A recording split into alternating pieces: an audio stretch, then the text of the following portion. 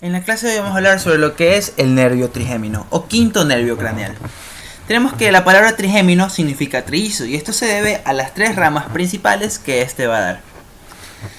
Este nervio es un nervio mixto, es decir, que tiene tanto fibras motoras como fibras sensitivas, y para su estudio nos ofrece dos raíces. Una raíz interna motora, que es muy delgada, encargada de inervar a los músculos masticadores, y una raíz sensitiva externa, que es muy gruesa a comparación de la interna. Esta raíz sensitiva va a dar inervación, valga la redundancia, sensitiva a lo que es el cuero cabelludo, el globo ocular y los músculos de la cara.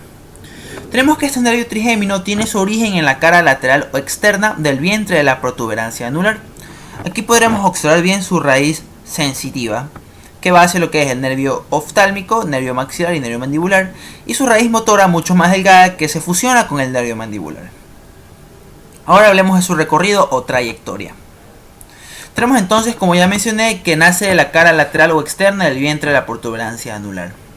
Luego recorre lo que es la fosa craneal posterior y se dirige o busca a la fosita gasseriana, que es una pequeña depresión que se encuentra en la cara anterosuperior del peñasco del temporal, donde podremos encontrar el ganglio de Gasser o el ganglio del trigémino, que no es nada más que el engrosamiento nervioso de las fibras sensitivas del trigémino. En este punto va a dar sus tres ramas: la rama oftálmica, la rama maxilar y la rama mandibular, cada uno introduciéndose por el agujero que le corresponde. El oftálmico por la hendidura esfenoidal, el maxilar por el redondo mayor y el mandibular por el oval. Ahora hablemos de cada uno de los nervios, comenzando con el nervio oftálmico. Como ya mencioné, tiene su origen en lo que es en el ganglio de Gasser. Este nervio oftálmico penetra lo que es el seno cavernoso aplicado a la pared externa del mismo, junto con los nervios oculomotor, patético troclear y el abducens interno al mismo, junto con la carótida interna. Luego este nervio oftálmico se dirige a lo que es la hendidura esfenoidal, donde da sus tres ramos principales. En este punto termina este nervio y da sus tres ramos, como podemos observar en esta imagen: el ramo nasal, el ramo frontal y el ramo lacrimal, que ahora describiremos cada uno con bastante detalle. Tenemos primero lo que es el nervio oftálmico por su ramo nasal.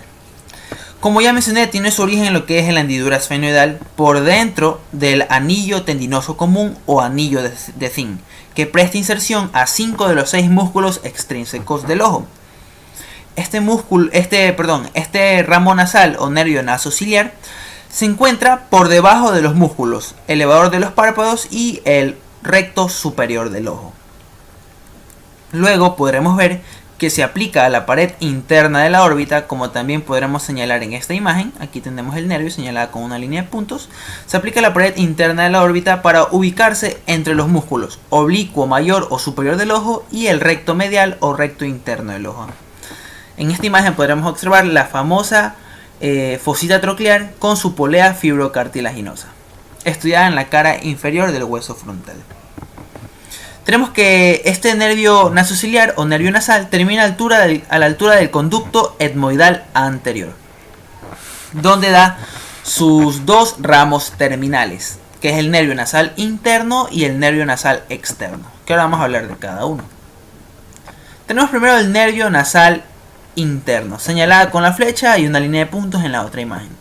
Como podemos observar, se introduce por lo que es el conducto etmoidal anterior, junto con la arteria etmoidal anterior, y penetra lo que es la lámina cribosa del etmoides para llegar a las fosas nasales.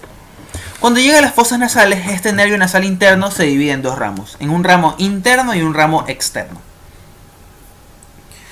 Para evitar una confusión, llamaremos a este nervio nasal interno nervio etmoidal anterior, para que exista un nervio etmoidal anterior interno y un nervio etmoidal anterior externo. Ahora pasaremos a explicar esta parte, que es algo confusa, pero pude encontrar las imágenes. Tenemos aquí una visión medial y una visión lateral de las fosas nasales. Como mencioné, este nervio nasal interno o etmoidal anterior se introduce por el conducto etmoidal anterior y llega a las fosas nasales. Aquí podremos observar la pared externa de las fosas nasales. Este ramo externo del nervio etmoidal anterior se aplica a la pared externa de las fosas nasales, mientras que su ramo interno se aplica al tabique nasal. Eso es en cuanto al nervio nasal interno. Ahora vamos a hablar del nervio nasal externo, que es otra de sus ramas terminales. Aquí podremos encontrarlo señalada con una línea de puntos. Este nervio nasal externo se dirige hacia lo que es la polea fibrocartilaginosa, a la fosita troclear, dando dos ramos, uno superior y uno inferior. Como podemos observar aquí también este nervio, es el mismo nervio, el nervio nasal externo. El ramo inferior va a inervar lo que es la región palpebral, el dorso de la nariz y las vías lacrimales, mientras que su ramo superior va a inervar lo que es la piel de la región interciliar. Ahora pasamos a las ramas colaterales del nervio nasal. Entonces hasta ahora queda de esta manera. El nervio nasal o nervio nasociliar tiene dos ramos terminales, que es el nasal interno y externo, y tres ramos colaterales que ahora los voy a mencionar y luego se los voy a mostrar cada uno. Tenemos primero una rama sensitiva para el ganglio oftálmico o ganglio nasociliar de Willis. Tenemos lo que son los nervios ciliares largos y por último el nervio etmoidal de Luschka. Ahora les enseñaré cada uno, que aparecerá en su pantalla señalada de negro. Tenemos primero la rama sensitiva para el ganglio oftálmico. Luego encontramos los que son los nervios ciliares largos, que son de 3 a 4 filetes, que contienen fibras simpáticas posinápticas dirigidas hacia lo que es el músculo dilatador de la pupila, al cual llegan atravesando la esclerótica del ojo. Estos nervios ciliares largos son, como ya dije, van directo a lo que es el músculo dilatador de la pupila, por ende van a ser iridodilatadores. Y por último encontramos lo que es el nervio etmoidal de Luschka, que se dirige hacia lo que es el conducto etmoidal posterior, como muestra en esta imagen. Aquí podremos observar, aquí tenemos los nervios ciliares largos. Vemos que penetran la parte posterior de la esclerótica, mientras que los que vemos que rodean al orificio del nervio óptico son los nervios ciliares cortos, que hablaremos después cuando toquemos el tema del ganglio ciliar. Ahora tenemos el segundo ramo del nervio oftálmico. Como ya dije, tiene un ramo nasal, un ramo frontal y un ramo lacrimal. Contamos primero con el ramo frontal. Este tiene su origen en la hendidura esfenoidal por fuera de lo que es el anillo de zinc o anillo tendinoso común. Como podemos observar, este nervio está ahí señalado con una línea de puntos. Este nervio frontal se dirige a lo que es a la cara superior de la órbita y termina a la altura del reborde óseo de esta cavidad, dando dos ramos, un ramo externo y un ramo interno, que ahora pasaremos a describir. Tenemos que el nervio frontal externo, señalado ahí con una línea de puntos, se deja la órbita a través de lo que es esta escotadura o agujero ya descrito en el hueso frontal, denominado agujero supraorbitario, que como ya había mencionado, da paso a lo que es al nervio frontal externo y a vasos supraorbitarios. Este nervio frontal externo va a estar encargado de inervar lo que es el periósteo de la región frontal, así como también el párpado superior. Luego encontramos lo que es el nervio frontal interno, aquí señalado con esta línea de puntos, que también es llamado nervio supratroclear. Este de aquí sale por el ángulo suprainterno de la órbita, como podremos observar aquí, y sus ramos se dirigen hacia lo que es el párpado superior. Esto ha sido todo en cuanto al nervio frontal. Ahora vamos al nervio lacrimal. Este es mucho más sencillo que los anteriores. Tenemos el nervio lacrimal. Podemos observar aquí que es este el que estoy señalando con mi cursor. Este nervio lacrimal se aplica a la pared externa de la órbita, como podemos ver aquí. A la pared externa de la órbita, siguiendo lo que es el borde superior del músculo recto lateral, y se dirige hacia la glándula lacrimal. Aquí observamos la glándula lacrimal y aquí también podremos ver esta imagen. Este es el nervio lacrimal,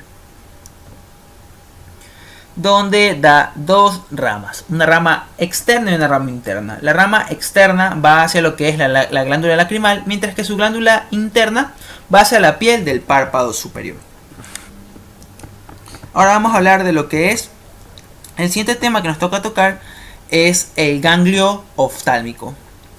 Cabe recalcar aquí un punto, de que cada una de las ramas del trigémino consta de su ganglio. Ahora vamos a estudiar el ganglio del nervio oftálmico, que es el ganglio nasociliar.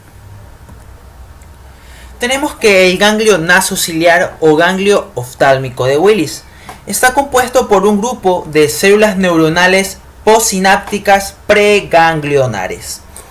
A él llegan tres ramas aferentes, que son una motora, una sensitiva y una simpática. La sensitiva, como ya había mencionado, es una rama colateral del nervio nasal, que corresponde a la raíz sensitiva para el ganglio nasociliar. Luego tenemos una raíz motora, que es dada por el nervio oculomotor, o una raíz parasimpática. Y por último tenemos una raíz simpática proveniente del plexo nervioso carotidio interno. Y así se forma lo que es el ganglio nasociliar.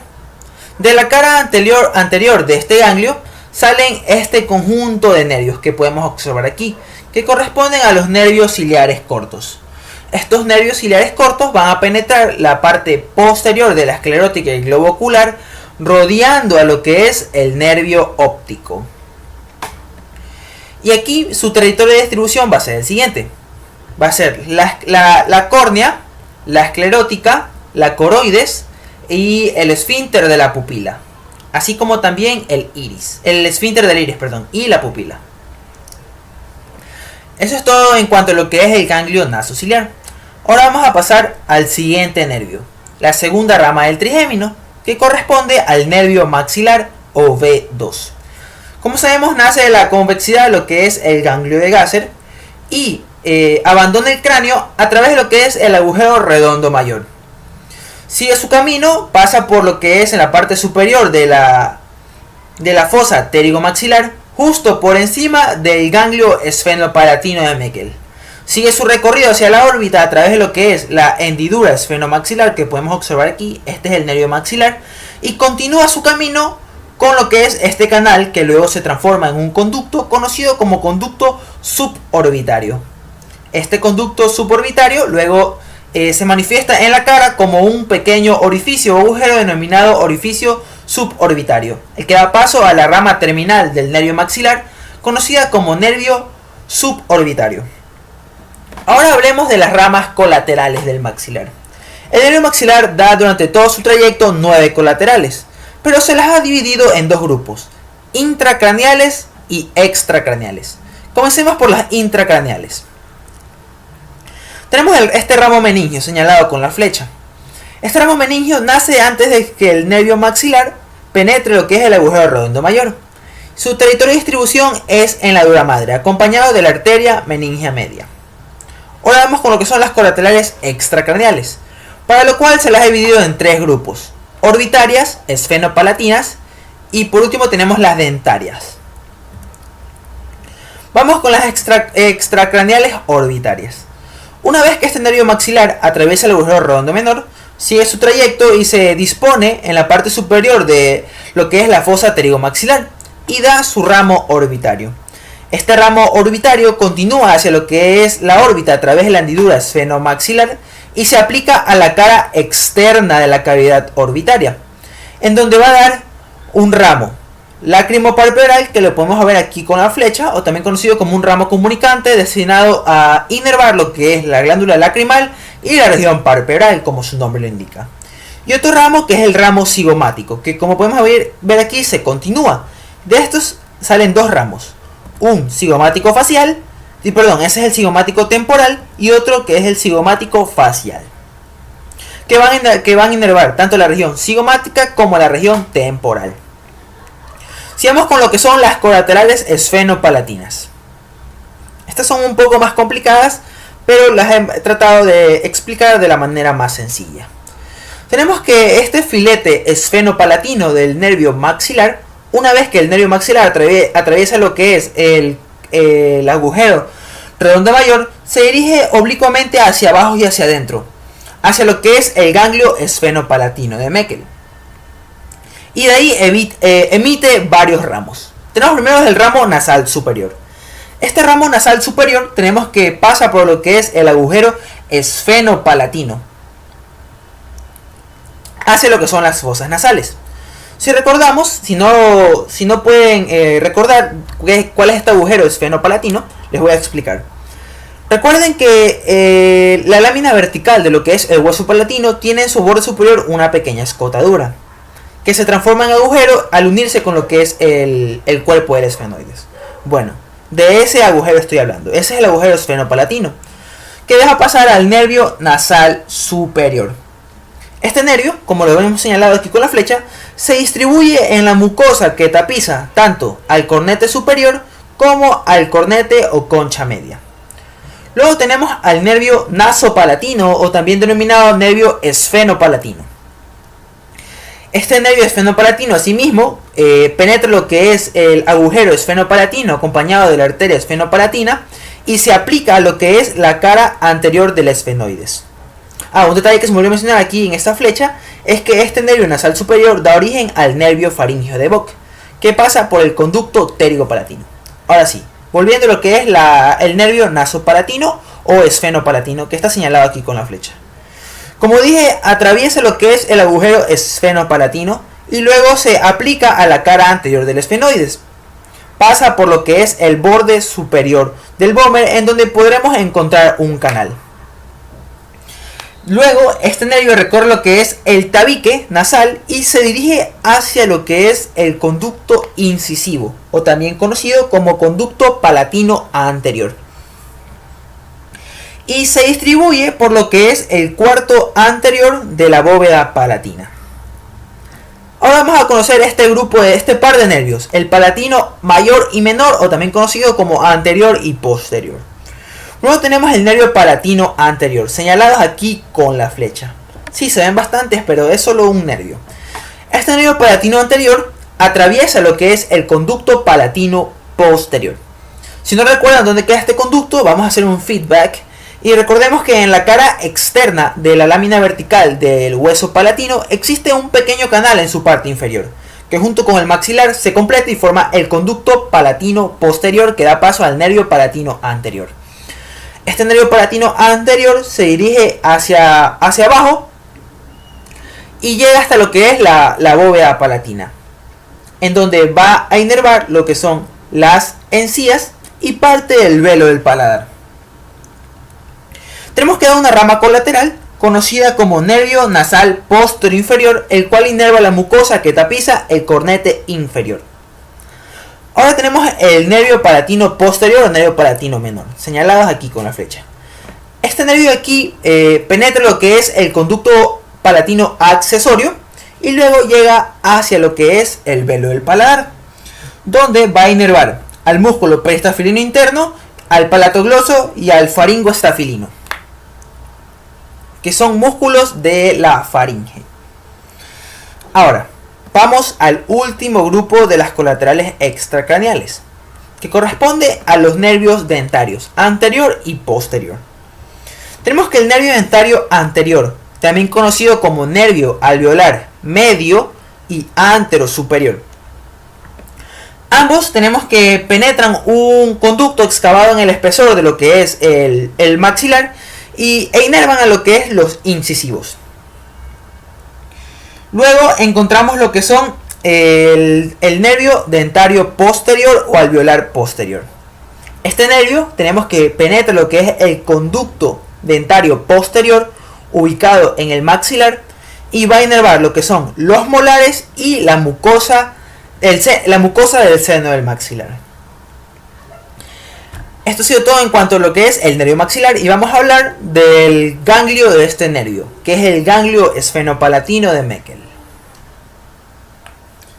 El ganglio esfenopalatino de Meckel, como podemos observar, es un pequeño engrosamiento de forma variable que pertenece al sistema parasimpático. Este se encuentra ubicado en la parte superior de la fosa pterigomaxilar, justo por debajo del nervio maxilar. Tiene dos ramas aferentes, una externa, que corresponde a lo que es el nervio maxilar, y una posterior, que corresponde al nervio ovidiano. Si recordamos, el nervio ovidiano está formado por el nervio petroso superficial mayor, rama del facial, y petroso profundo mayor, rama del glosofaríngeo, que forman el nervio ovidiano.